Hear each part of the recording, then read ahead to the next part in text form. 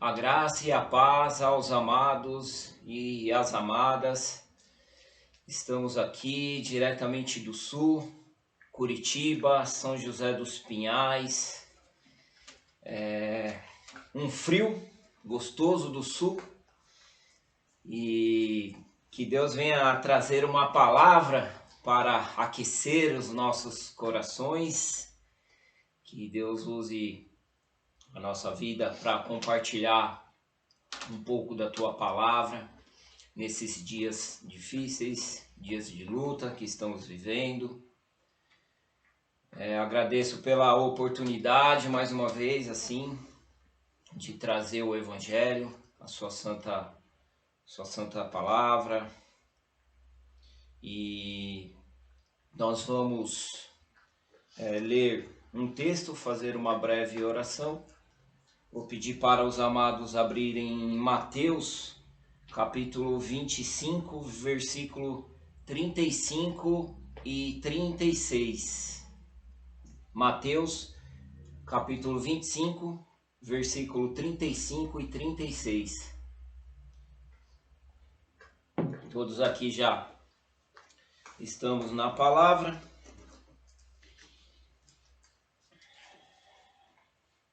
A palavra do Senhor diz assim: porque tive fome e deste de comer, tive sede e me deste de beber, era forasteiro e me hospedaste, estava nu e me vestiste, enfermo e me visitaste, preso e fosse ver-me.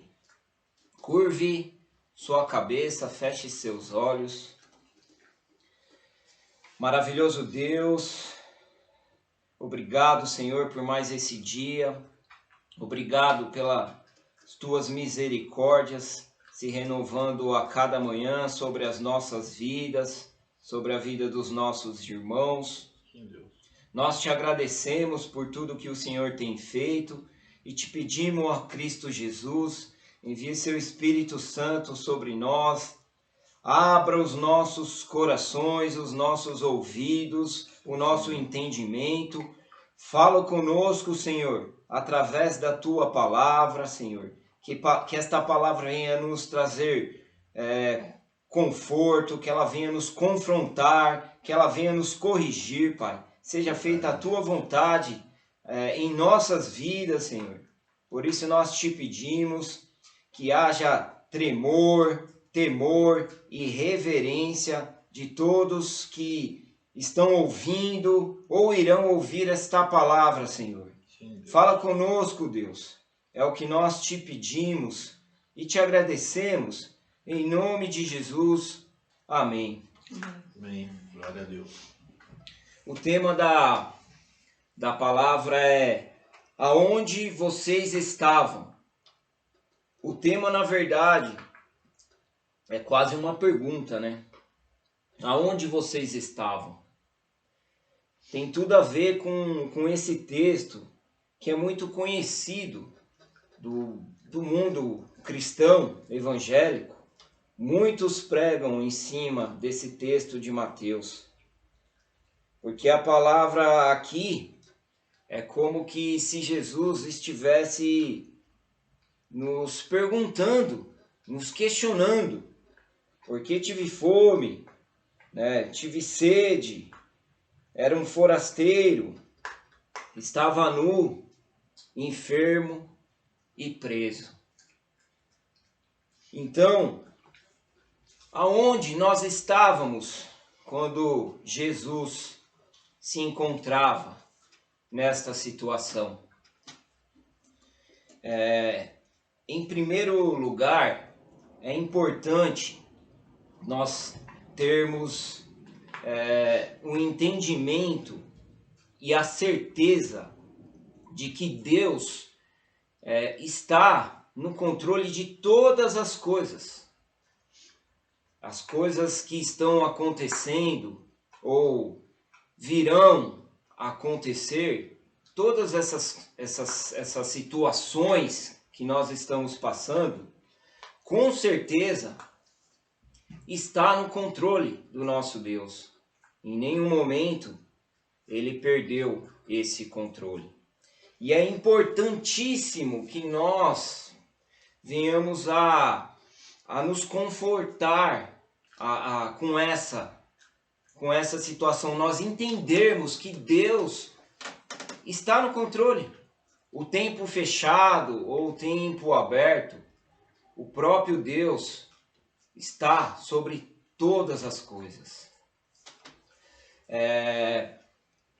Não sei se é do conhecimento de todos, mas há uma frase que muitos assim dizem, que não cai uma folha de uma árvore sem a permissão de Deus. Esta frase, eu não sei se é do conhecimento de todos, mas ela não está escrita na Bíblia. Você pode procurar que você não vai achar nenhum versículo que afirma, que esteja escrito desta maneira. Mas existem outros versículos que nós interpretamos como que Deus estivesse afirmando isso. Não cai uma folha da árvore sem que eu assim permita. Mas ela não se encontra na Bíblia. Eu fui um pouco mais a fio e descobri que esta frase, ela está escrita no livro do Alcorão. Ela está escrito lá. E, inclusive, creio eu que a maioria que usa esta frase não sabia disto. Eu mesmo não tinha esse conhecimento. Acho que já evangelizei até algumas pessoas usando esta frase. E o que isso tem a dizer? Mas a Bíblia, ela nos traz muitos mais versículos claros que Deus é conhecedor de tudo e que está no controle de todas as coisas. E nós vamos analisar, poderíamos passar a noite aqui vendo versículos onde Deus é soberano, onde que Deus está sobre o controle de todas as coisas. Mas vamos analisar alguns. Eu vou pedir para abrir em Salmos 139, 16.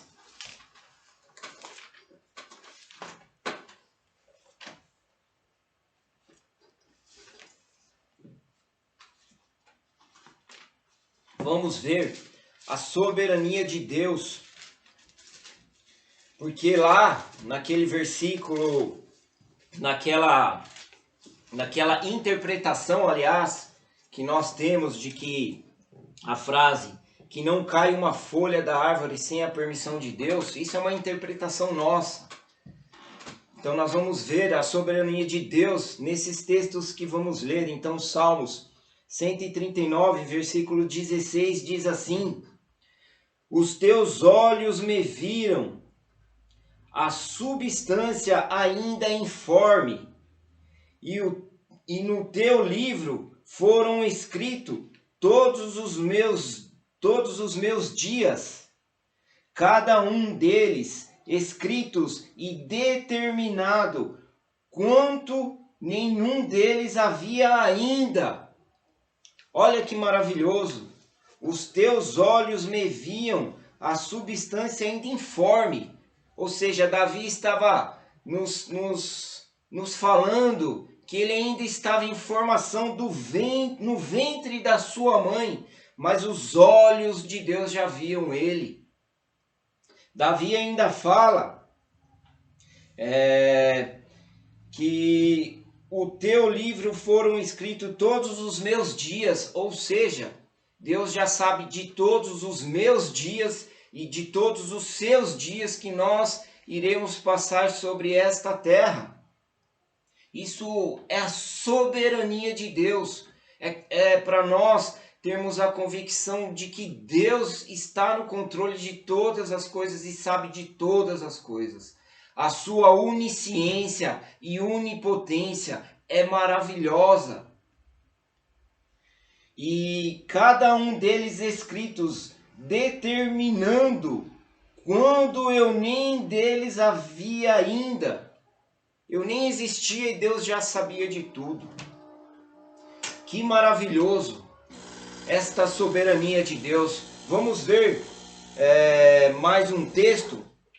Paulo, pregando em Atenas, também falou sobre a soberania de Deus, que é criador, sustentador de todas as coisas. Vamos lá no livro de Atos, capítulo 17, versículo 24 em diante.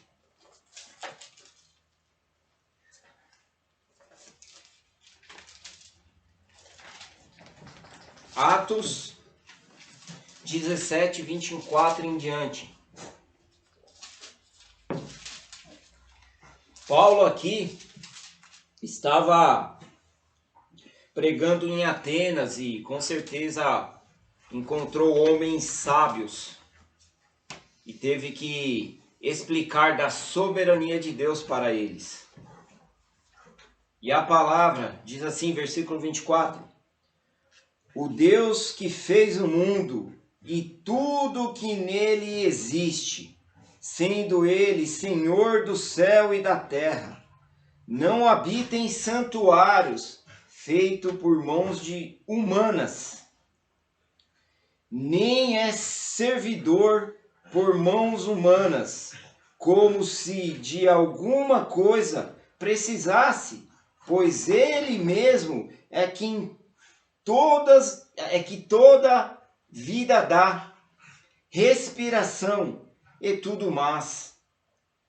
De um só fez toda a raça humana para habitar sobre toda a face da terra, havendo fixado os tempos previamente estabelecidos e os limites da sua habitação. O 28 agora, só a parte A. Pois nele vivemos e nos movemos e existimos. Quão maravilhoso e quão grande é a soberania de Deus. Como que ele ainda se encontra no controle de todas as coisas. O céu está fechado ou o céu está aberto. Há vales verdejantes ou há vales de sombra da morte. Deus continua soberano. E o último texto para a gente analisar, que é maravilhoso, Mateus 10, 30, que aqui para mim é algo fantástico, né?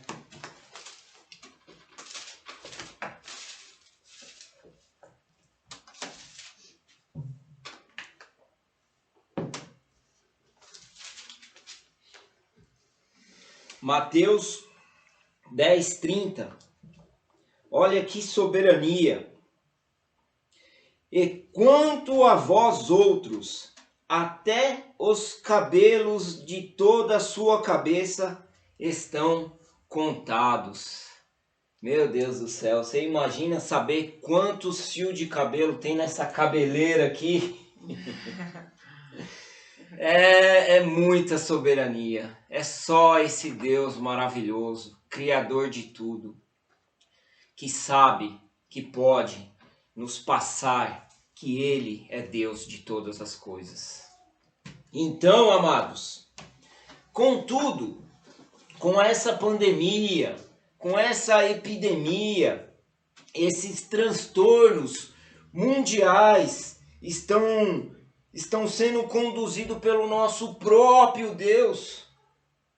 Todas essas coisas que estão acontecendo é pela permissão dele.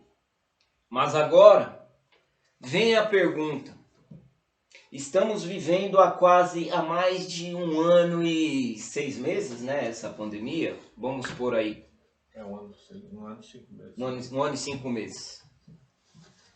Nesse 1 ano e 5 meses, tive fome, tive sede, estava nu, estava preso, estava enfermo.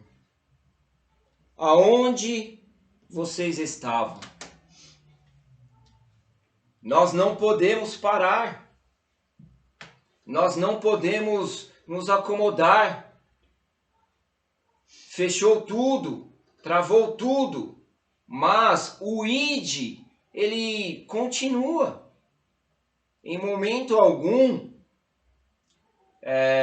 o nosso Deus falou para nós, olha, o dia que tiver uma pandemia, o dia que tiver uma dificuldade, vocês param. Vocês não precisam mais devolver os seus dízimos, fazerem as suas ofertas, enviarem missionários, levarem o evangelho. Não, vocês se trancam dentro das suas casas e esperam o sol raiar ou a tempestade passar para ir adiante. Foi assim que Deus nos orientou? Não. Aonde nós estávamos? Todos nós iremos ter que prestar contas do que nós fizemos. Nós precisamos continuar avançando. Se andamos a primeira milha, vamos nos dispor para andar a segunda e fazer a vontade de Deus, porque nós temos que tirar os nossos olhos dessas notícias. Ah, caiu bomba em Israel. E se levantou, o anticristo está na terra. E as dificuldades estão aí e vão piorar. Se nós nos apegarmos a essas coisas, iremos travar a nossa vida.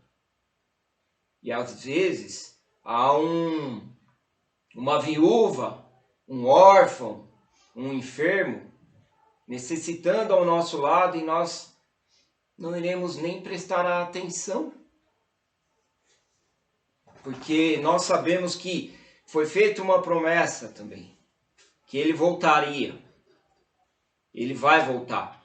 Mas que esse evangelho iria ter que alcançar todos. E o nosso chamado é esse.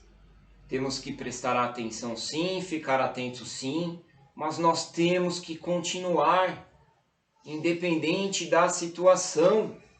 E agora, parece que antes nós tínhamos as portas abertas, era mais fácil, né? Havia recursos. Hoje, com crise, com fechamento, com isso, com aquilo, parece que as coisas estão ficando de mal, estão se tornando de mal a pior para o evangelho avançar. Mas creio eu que nas adversidades é onde o reino mais cresce e avança. É só olharmos para a história da igreja primitiva.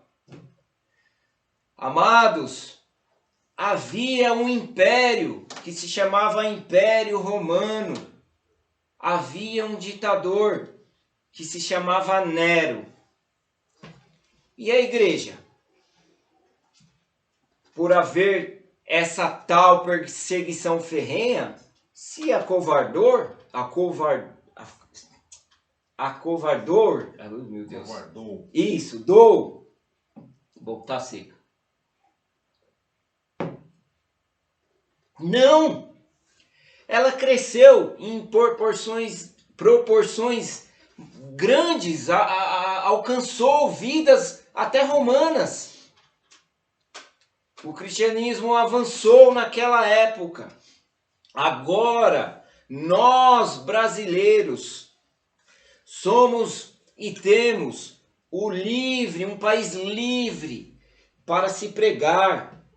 Por exemplo, se você quiser hoje passar um dia dentro do seu quarto em oração, você pode.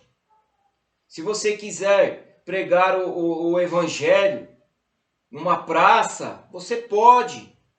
Se você quiser andar com a Bíblia na rua, livremente, você pode. Até fomos ameaçados, mas nós ainda temos esse livre-arbítrio. Nós podemos jejuar, nós podemos orar. Eu estou para te falar te confessar uma coisa, meu amado. Você pode crescer no seu quarto coisas que homem não crescerão em anos dentro de um templo, dentro de uma igreja. Isso é algo tremendo. Você pode, não se preocupe com títulos, porque homens que passam na mídia aí já caíram da graça há muito tempo, pregam um evangelho vencedor, triunfalista, e você, sozinho, dentro do seu tabernáculo, do seu quarto, você pode crescer muito mais lá dentro do que esses homens que se auto-intitulam.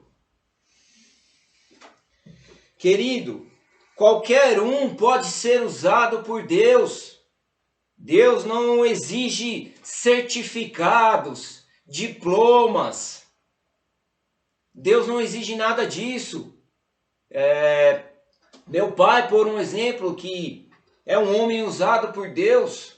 Você estudou, fez quantas faculdades para poder levar essa palavra, para poder pregar o evangelho, para ser um cristão? Você estudou? Não, o meu estudo foi muito pouco. Nunca tive condições para poder levar adiante, mas Deus me abençoou a vida toda, porque Ele tinha, já como você disse, desde do ventre da minha mãe, Ele já tinha um propósito, uma promessa na minha vida, e eu aprendi que só através de Deus a gente consegue vencer as dificuldades. E é acreditar, é ter fé, colocar na mão de Deus todos os seus sonhos, orar, jejuar e esperar nele. Amém. Porque o que for para ser, será. Se ele não aprovar os seus sonhos, eles não vão acontecer. Mas o sonho que ele aprovar, você pode tocar em frente, porque ele é fiel para cumprir as promessas que ele fez. Para vocês verem, um homem que nasceu no campo, não tem diplomas de níveis superiores, não fala outros idiomas, e prega o evangelho. E vive uma vida santa, é usado, é um instrumento na mão do Senhor. Não tem títulos, não corre atrás de títulos. Não, ele se dispôs a fazer a obra. E através desse santo livro, o entendimento veio ao seu coração, ao ponto de transformá-lo em uma ameaça para o reino das trevas. Mas existe uma palavra, o Brasil, nós somos um país livre, mas existe um trecho do seu hino nacional que podem ser usado pelas igrejas, pelos cristãos, pelos evangélicos. Eles estão se portando exatamente conforme aquele trechinho. Diz assim: deitado eternamente em berço esplêndido. Está no hino nacional. Deitado eternamente em berço esplêndido. É exatamente, isso nos mostra um pouco o que somos como igreja, como corpo. Estamos exatamente acomodados. Estamos deitados nesse berço esplêndido. Por quê? porque a situação está difícil, porque o céu está fechado. Só por isso. Quantos de nós não passaram por momentos piores na história do cristianismo? E uma coisa que chama a atenção é que você tem a presença de Deus, como o próprio Laércio falou. Muitos não entendem o poder que está embutido nesta palavra, presença de Deus. Quando nós aceitamos a Jesus, levantamos a nossa mão, nos batizamos, a presença de Deus está em nós. Se você conseguir compreender, amado, que isso é o bastante, você vai avançar, avançar e avançar cada vez mais e ser transformado à estatura de varão e varoa perfeita. Sim. Há mais de 2000 anos, o véu foi rasgado e a entrada, a presença está aberta, mas a verdade é que pouquíssimos entram véu adentro. Por isso que não saem do lugar. Durante um período onde nós passamos um longo tempo trancafiados e você não usa esta dádiva de Deus, que o véu está rasgado e você pode entrar véu adentro. E está tudo fechado e você começa a ser incomodado. Meu Deus, eu estou na minha casa há 15 dias e não fiz nada para o Senhor. Entre véu adentro, meu amado. A palavra diz em Tiago 4 que nós pedimos e pedimos mal.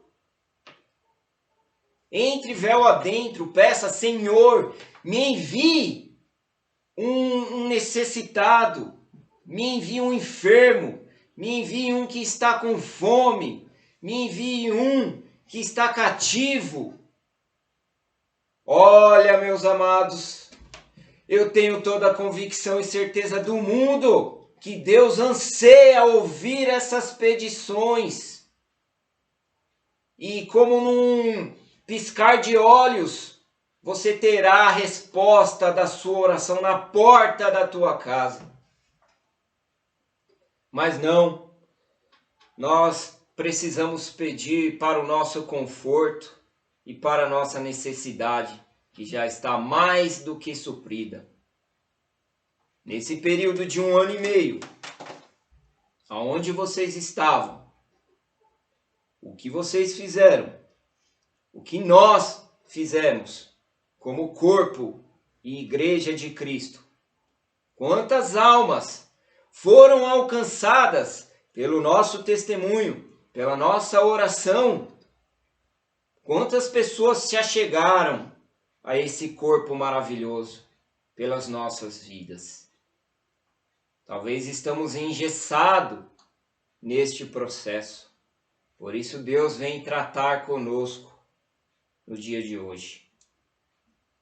Amém? Amém.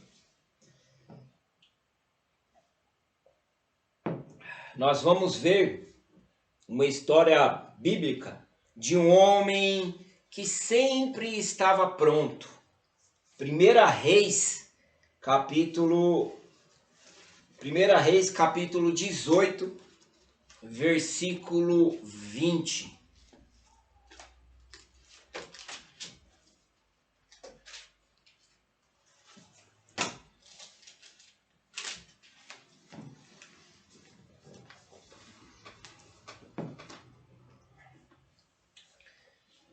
Primeira Reis capítulo 18, versículo 20. A palavra diz assim: Então enviou Acabe mensageiros a todos os filhos de Israel, e ajuntou os profetas no Monte Carmelo. Então Elias se chegou a todo o povo e disse: Até quando cocheareis entre dois pensamentos? Se o Senhor é Deus, segue-o. Se Baal, segue-o. Porém, o povo nada lhe respondeu.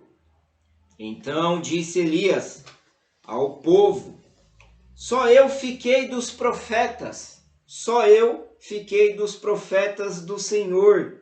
E os profetas de Baal são 450 homens.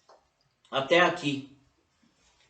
Amados, todos nós conhecemos esta história e sabemos o decorrer dela, no que aconteceu.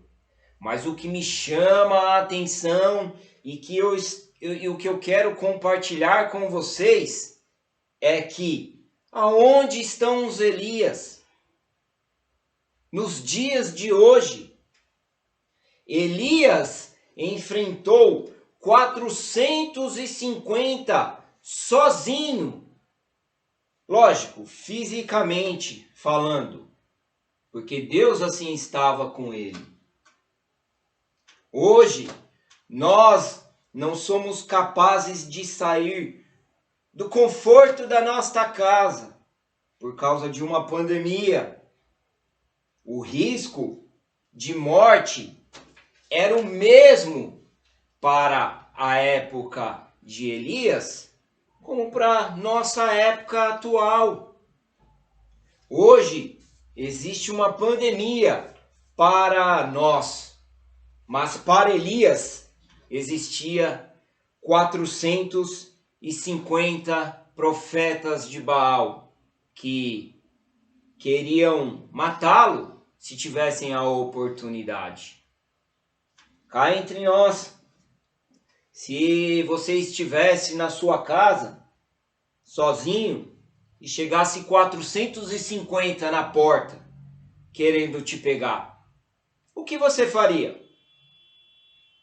Com certeza, nós fugiríamos, ou iríamos tentar nos esconder. Elias enfrentou 450 sozinho.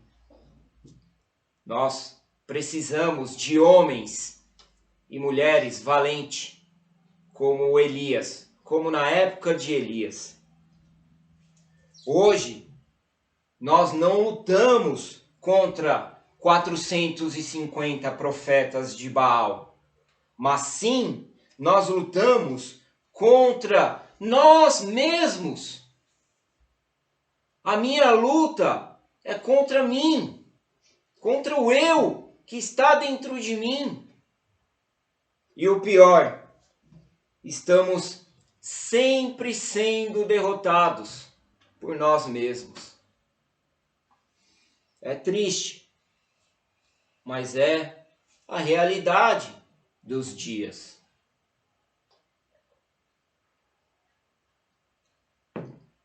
Nós não conseguimos fluir em momentos que éramos para avançarmos e conduzir pecadores ao arrependimento. Porque em épocas como essa, aonde a morte está ceifando, aonde as pessoas não têm mais aonde se segurar, era para nós estarmos sendo a luz e o sal desta terra e sendo exemplo para muitos.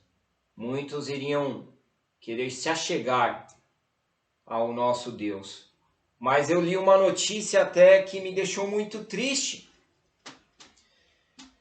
que o número de convertidos ao catolicismo tem aumentado, e ao adventismo também. E mais uma outra, que o número de pessoas que estão deixando de servir a Cristo também estão aumentando. Porém, Elias já se foi. Moisés, João Batista, Pedro, Paulo, todos já não fazem mais parte deste tempo. Não estão mais aqui nesta terra.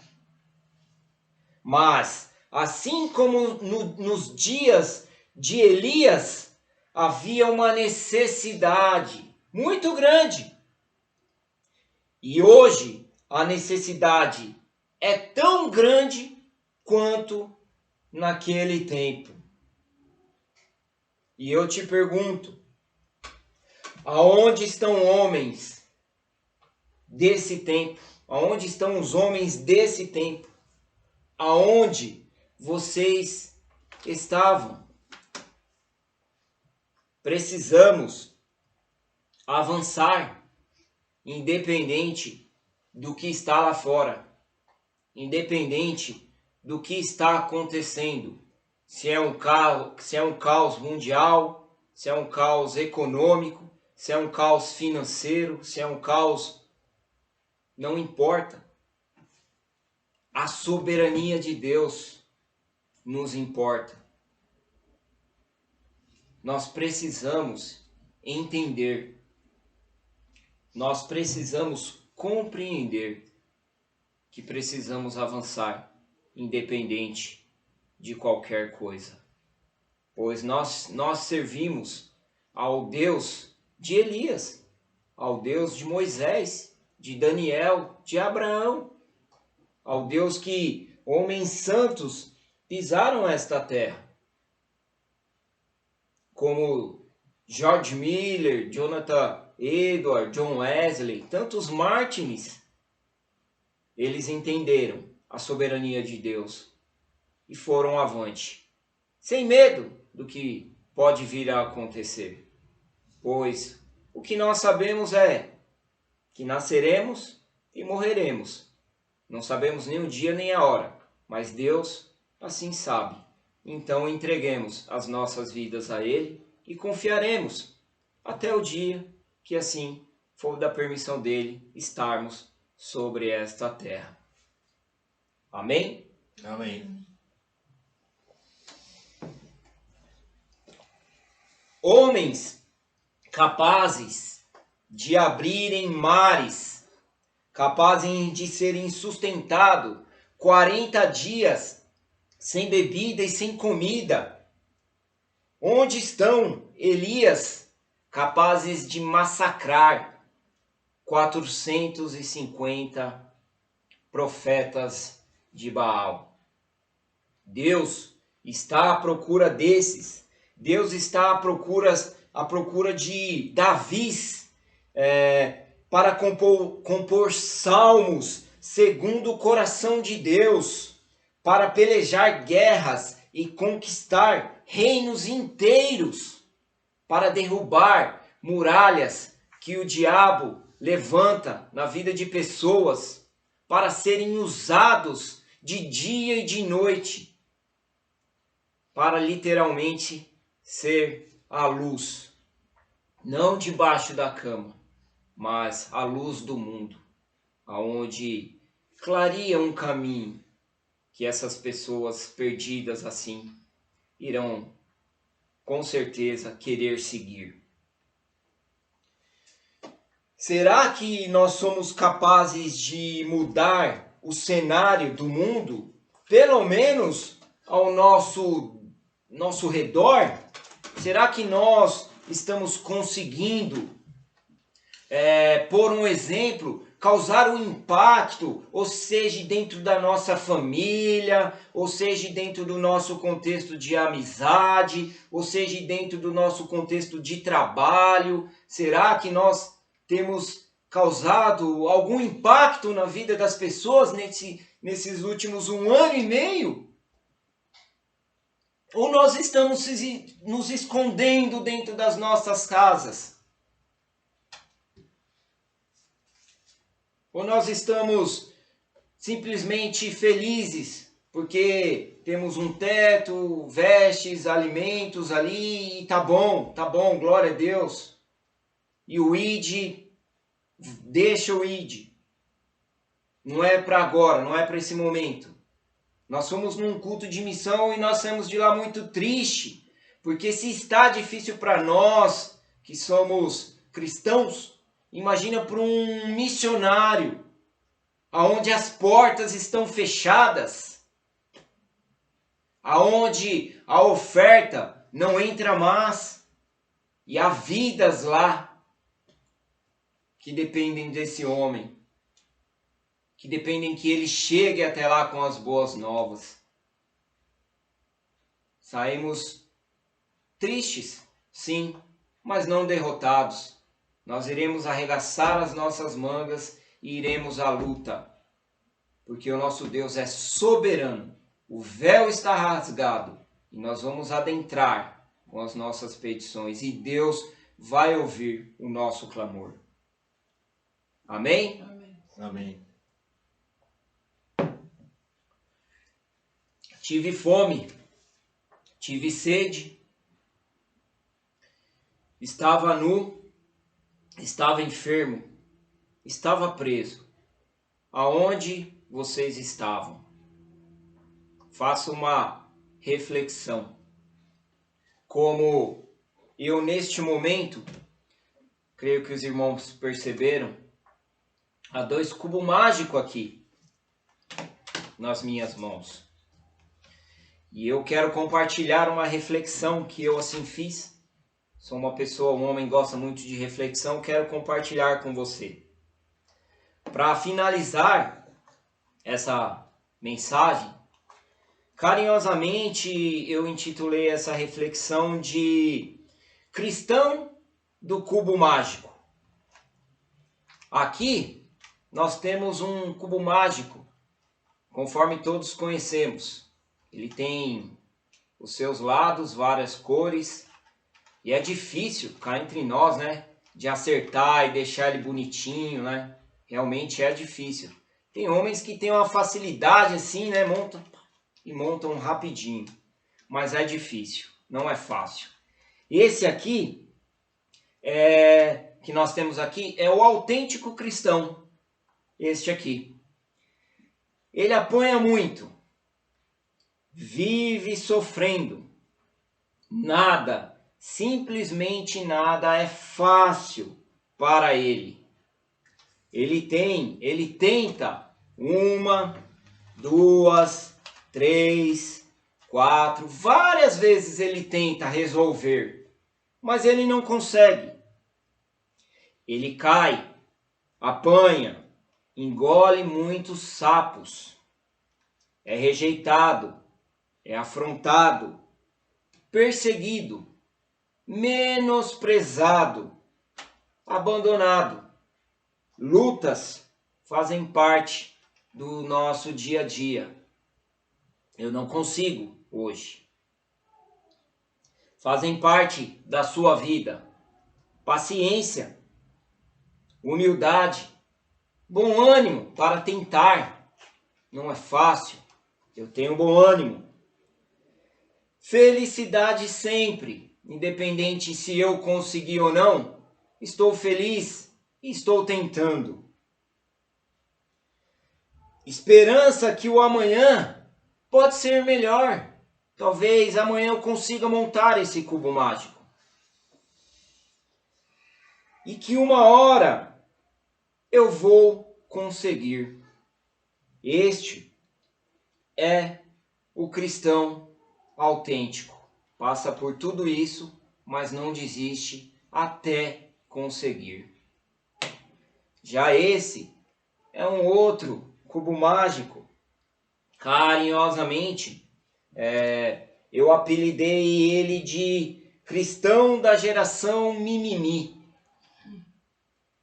ele é como este aqui, mas ele é fácil, né, de montar. Este aqui são felizes, não há frustrações, não há necessidade de suportar a dor, não há tempo de adquirir paciência, é fácil.